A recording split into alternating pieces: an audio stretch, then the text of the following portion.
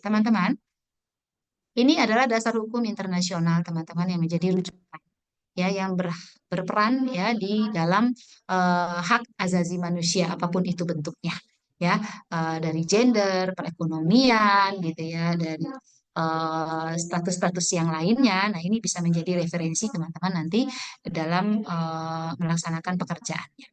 Hukum dasar nasionalnya, teman-teman, ya, kita bisa lihat di Undang-Undang Dasar 1945 Pasal 28. Katanya, setiap orang berhak hidup sejahtera, lahir batin, bertempat tinggal, dan mendapatkan lingkungan hidup baik dan sehat, serta berhak memperoleh layanan kesehatan.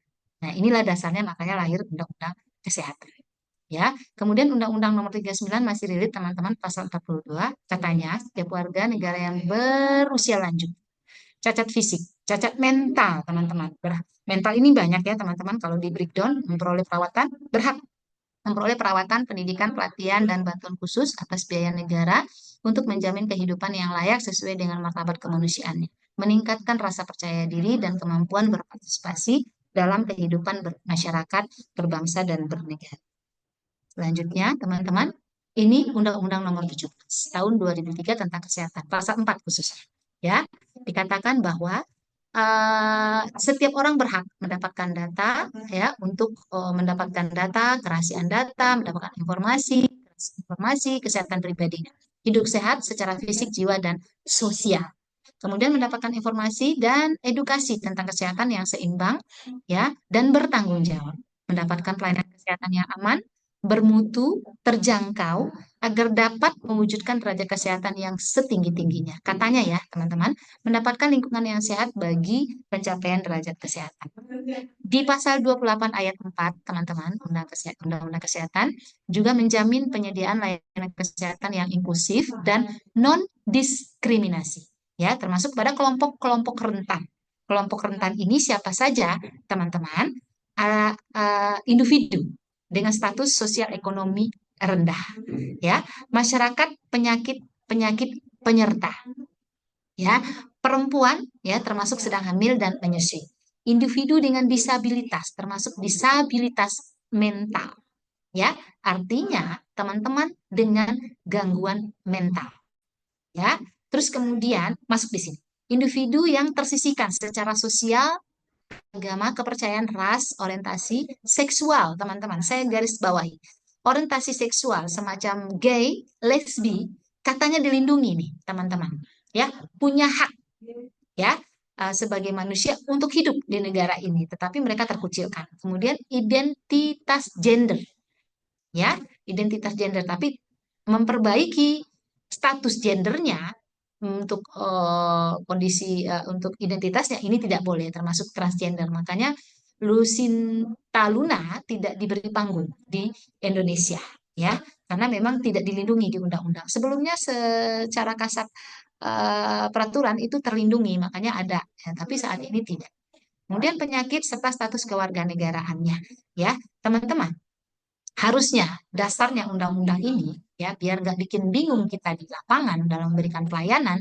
Jika pada saat kita memberikan pelayanan datang kepada kita seorang transpuan atau translaki atau waria, laki-laki ke perempuan-perempuanan, perempuan ke laki-lakian, dengan identitas yang jelas mulai dari pakaian, dandanan, dan lain-lain, itu berarti mereka sudah kasih tahu bahwa aku ini trans. Jadi artinya kita tidak perlu lagi meminta KTP dan bertanya bahwa KTP-nya namanya siapa, Mbak, ya. Karena di KTP tentu namanya Joko harusnya, ya.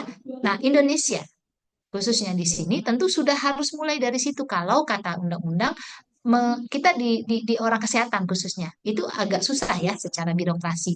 Sebagai tenaga kesehatan, kita harus menulis nih bahwa jenis kelamin adalah perempuan dan laki-laki, tidak ada she or he. Nah, harusnya formulir sudah mulai terisut seperti itu disiapkan.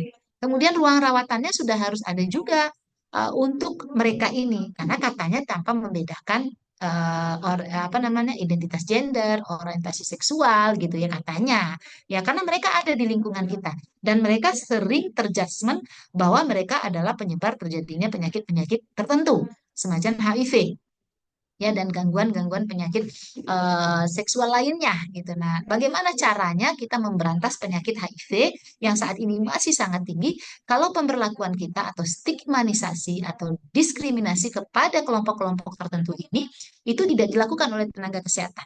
Ya, padahal tenaga kesehatan tidak sedikit tenaga kesehatan teman-teman yang menstigma itu. Ya, banyak sekali tenaga kesehatan yang kadang-kadang secara gestur, secara terang-terangan menolak kondisi-kondisi ini. Padahal kita tahu penularan dari HIV ini adalah melalui hubungan intim, melalui cairan. Ya, jadi artinya jika masuk ke lingkungan kita saat ini, misalnya teman-teman saat ini satu kelas ada penderita dengan HIV, why not? Gitu, tidak ada masalah.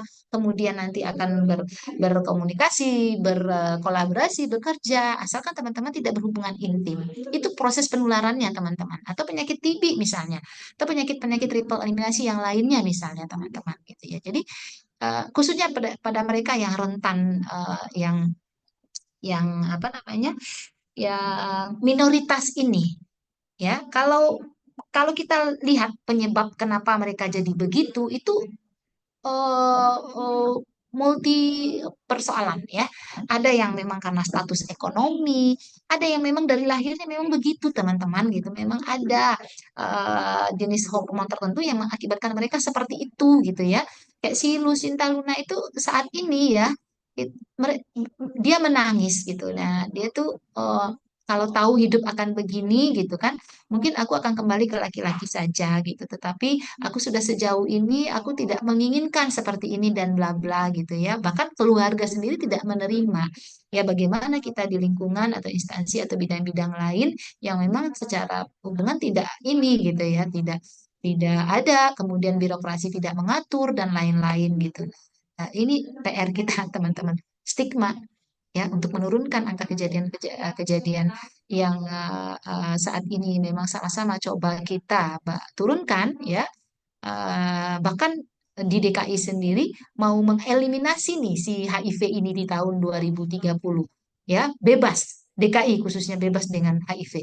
Apakah ini bisa teman-teman? Padahal saat ini angka kejadian HIV sedang tinggi-tingginya di Indonesia.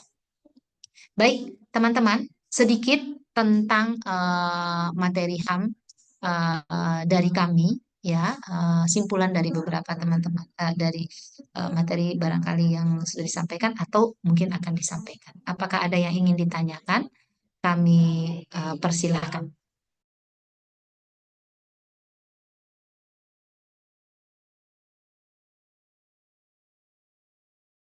Jika ingin bertanya, boleh teman-teman melalui kolom chat.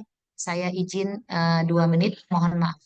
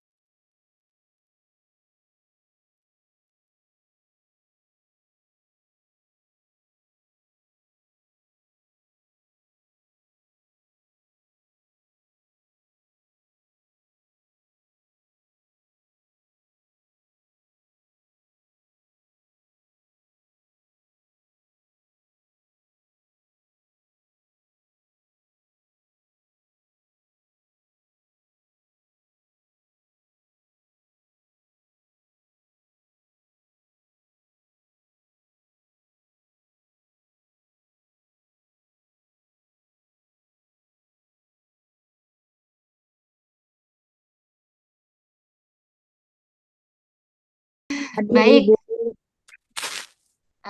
nggak ada yang ditanyakan. Mungkin saya masuk sedikit ke peraturan aborsi ya, teman-teman. Waktu kita sampai jam piro? Waktunya sampai 15.30. 15.30, Bu. Yes, siap. Masih bisa kita masuk sedikit ya. Bisa, Bu. Ya, baik. Sabar ya. Tidak ada yang mau berbagi pengalaman?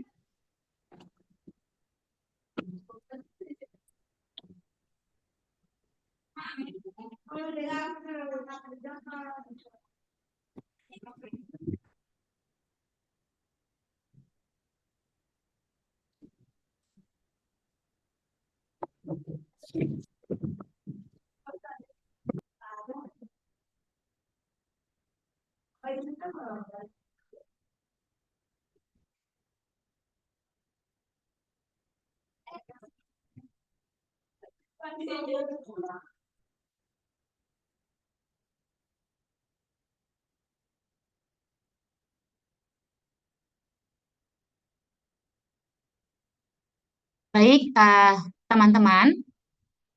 Saya rasa nanti untuk aborsi secara lengkap bisa ya, teman-teman yang mempunyai materi ini untuk explore ya.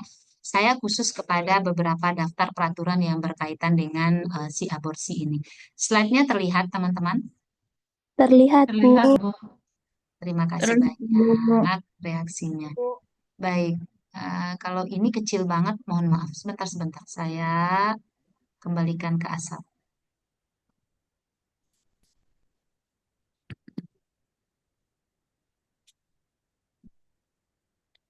Oh, baik. Eh,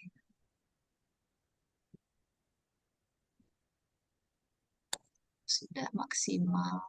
Baik, kalau terlihat seperti ini ya teman-teman ya.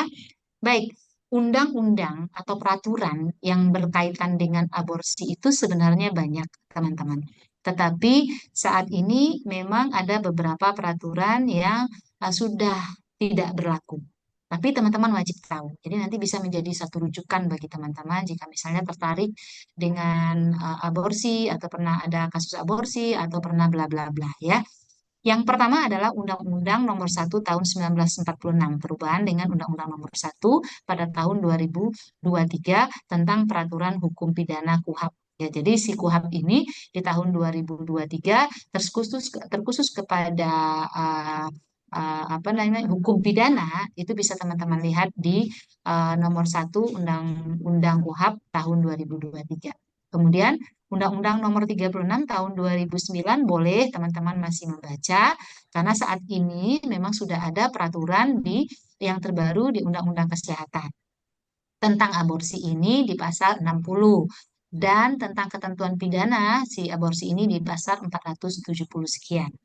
Kemudian, Undang-Undang Nomor 12 Tahun 2022 tentang tindak pidana kekerasan seksual, teman-teman, ini menjadi satu peraturan perundangan yang terkait dengan aborsi karena biasanya korban kekerasan itu dilakukan aborsi. Ya, nah, ini bagaimana nih relevansinya Undang-Undang Kesehatan dengan Undang-Undang TPS ini? Ini bisa juga menjadi satu hal yang PR juga buat kita, ya. Bagaimana nih kaitannya di Undang-Undang 17 seperti ini, di Undang-Undang TPKS seperti ini? Bagaimana nih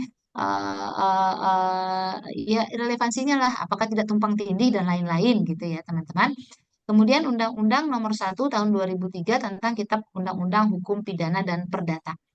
Peraturan Pemerintah Nomor 61 Tahun 2014 tentang Kesehatan Reproduksi, teman-teman. Dan di Undang-Undang Kesehatan kita Nomor 17 dan di PMK 320 dan di PMK 21 Kesehatan Reproduksi diatur, teman-teman. Cuma di PMK 21 saat ini kita sudah mulai berbagi sharing dengan tenaga kesehatan lain, yaitu dalam hal ini adalah perawat. Kalau dengan dokter pasti sudah ya, tapi sekarang batasnya sudah sangat tegas. Seperti ya tentang kehamilan di PMK 21 itu kita sudah 6 tangan kunjungan kehamilan maaf kunjungan kehamilan di PMK satu itu kita sudah apa namanya? Sudah masuk kepada 6 kali, tapi yang pertama harus oleh dokter dan terakhir harus oleh dokter. Dulu buku kesehatan ibu dan anak itu menjadi kewenangan kita, tapi saat ini sudah tidak menjadi kewenangan lagi, sudah menjadi kewenangan tenaga kesehatan lain, dalam hal ini adalah perawat, kemudian dokter, ya.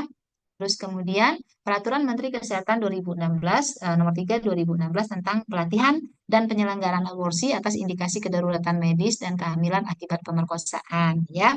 Jadi artinya kita sebagai tenaga kesehatan dulunya, ya, jika terlatih melakukan aborsi kepada kondisi-kondisi khusus tersebut mempunyai kewenangan. Tapi sekarang di Undang-Undang Kesehatan kewenangan penuh untuk melakukan aborsi itu berada di tenaga medis atau dokter. Ya, kita hanya sebagai pembantu dalam hal ini. Ya, terus kemudian teman-teman, bisa teman-teman lihat ini agak kecil ya. Mohon maaf saya bacakan ya perbandingan KUHAP. Ya, KUHAP Undang-Undang Nomor 1 1949 dengan Undang-Undang Nomor 1 Tahun 2023. Perbedaannya ada di pasal apa saja ya. Di Undang-Undang Nomor 146 tersebut di pasal 346, 347, 348, 349 ya. Di sini dijelaskan seorang wanita menggugurkan, mematikan kandungannya atau menyuruh untuk itu diancam pidana penjara 4 tahun.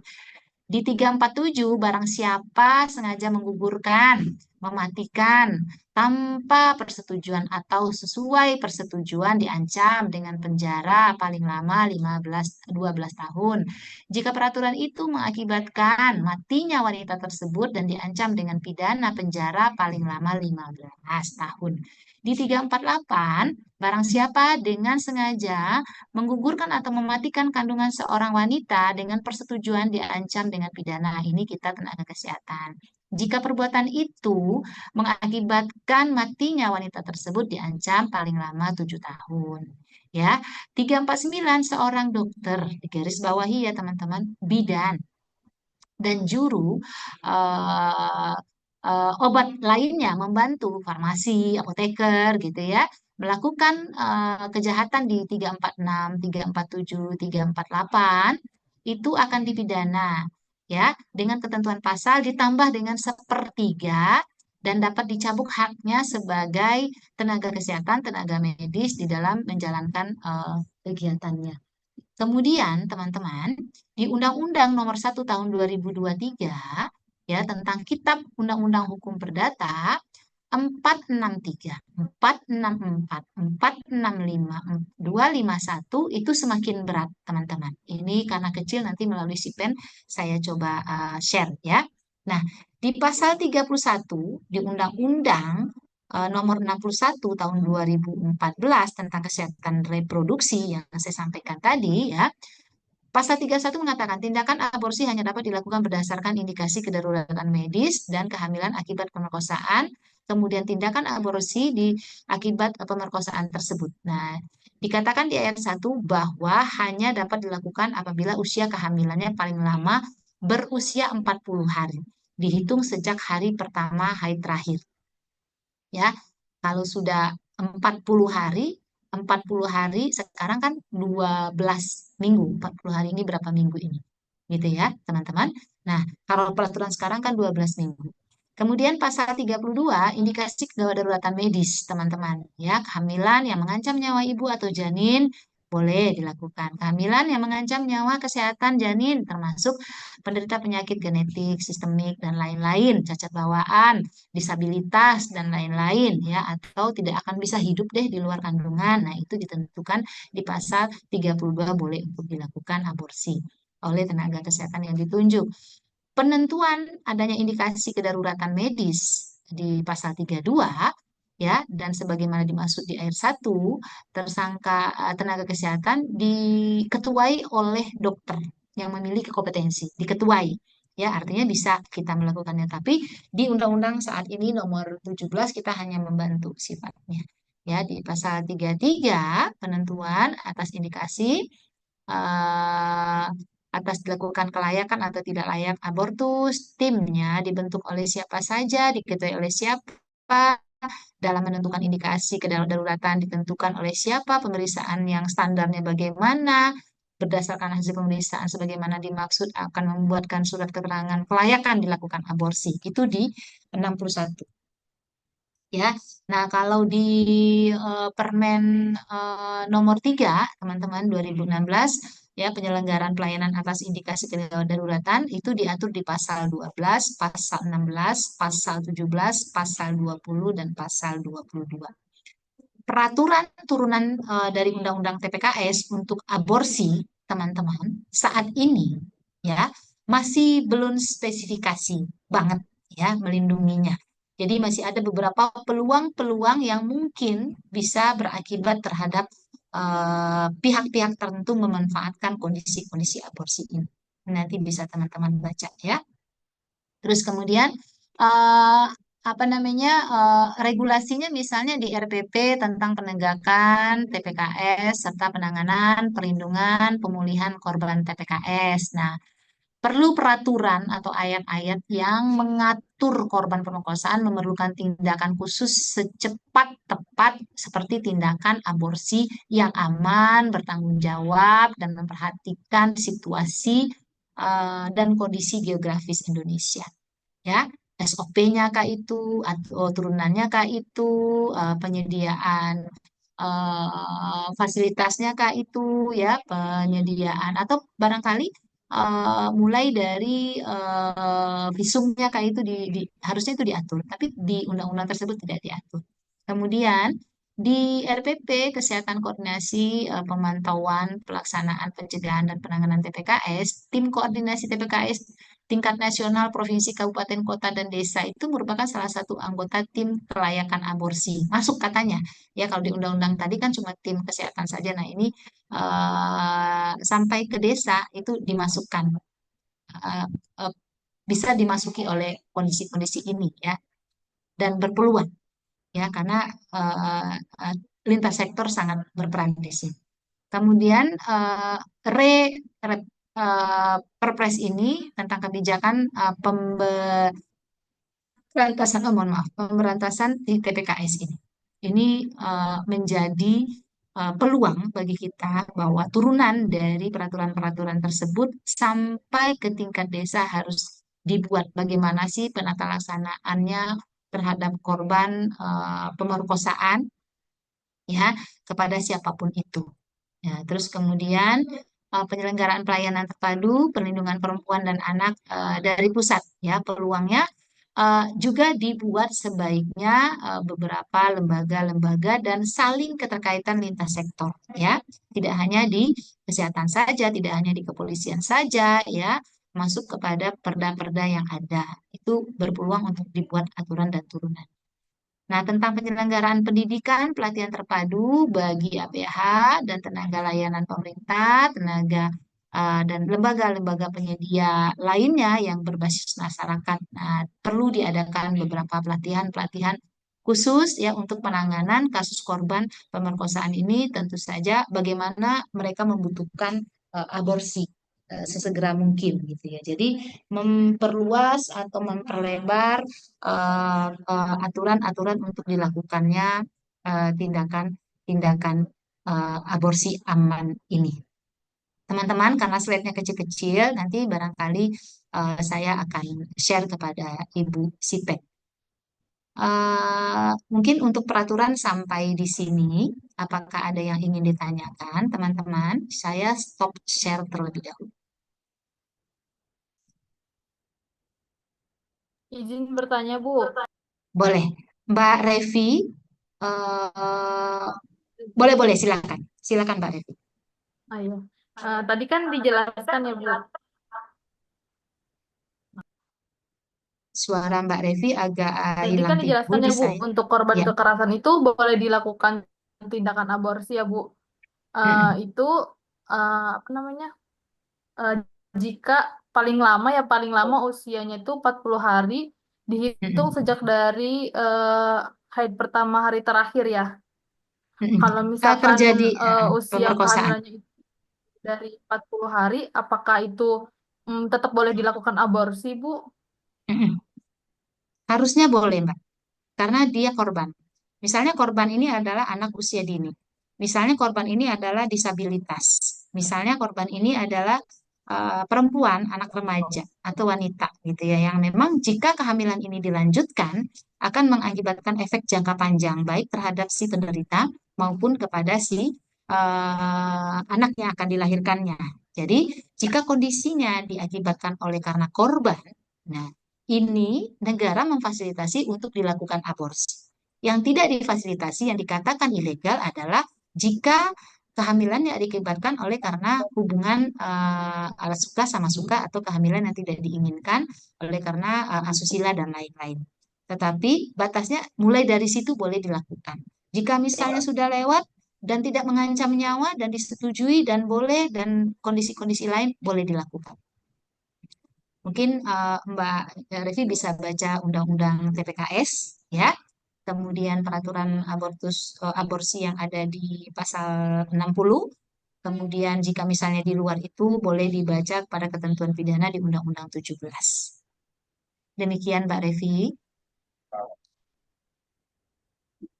Oh, oh iya, baik Bu. Tapi apa ada dampak kesehatan bagi organ reproduksinya nggak Bu? Untuk Ya, misalkan kayak jadi, usianya yang ya artinya begini Mbak.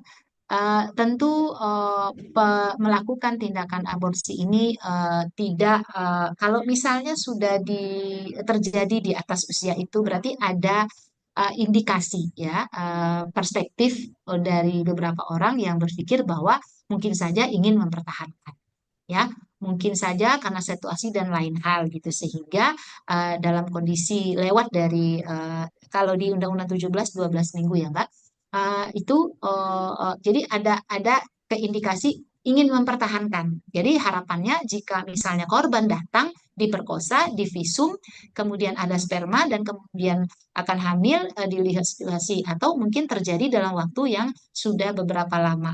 Harusnya korban tersebut datang segera ke tenaga kesehatan atau ke polisi sehingga bisa diidentifikasi apakah sudah ada kehamilan atau belum. Kalau kita sebagai tenaga kesehatan datang kepada kita korban, ya, yang pertama kali kita lakukan adalah pemberian komdar, kontrasepsi darurat, supaya tidak terjadi ini kehamilan, karena ini anak di bawah umur, karena ini disabilitas, ini adalah wanita, ada remaja yang masa hidupnya akan panjang. Nah, itu dalam kondisi itu kita sebagai tenaga kesehatan datang kepada kita yang perlu kita berikan adalah komdar. Ini ada di slide saya untuk aborsi. Ya, itu dulu. Jadi bukan kita yang akan menggugurkan dan lain-lain. Kalau gugurkan kan berarti sudah terjadi kehamilan, kemudian lewat dari masa yang ditentukan untuk ilegal atau legal dilakukan aborsi, ini dilihat lagi kepada situasi dan kondisi fisik maupun psikis, baik dari korban maupun dari keluarga atau lingkungan tempat dia tinggal. Ya, jadi tidak serta-merta kapanpun bisa minta dilakukan aborsi, enggak juga. Seperti itu. Demikian, Bu, Mbak terima Revi. kasih Bu.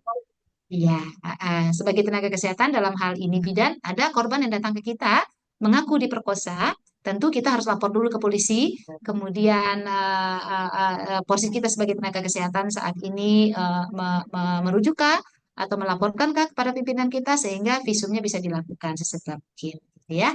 Jadi memang ada tindakan pemerkosaan. Ya, kalau misalnya tidak ada bukti kekerasan atau tindakan pemerkosaan, berarti kan karena suka sama suka. Jadi tidak bisa juga kita ngaku-ngaku mereka atau ngaku-ngaku atau siapapun itu mengaku bahwa saya diperkosa. Jadi harus divisum dulu, gitu ya.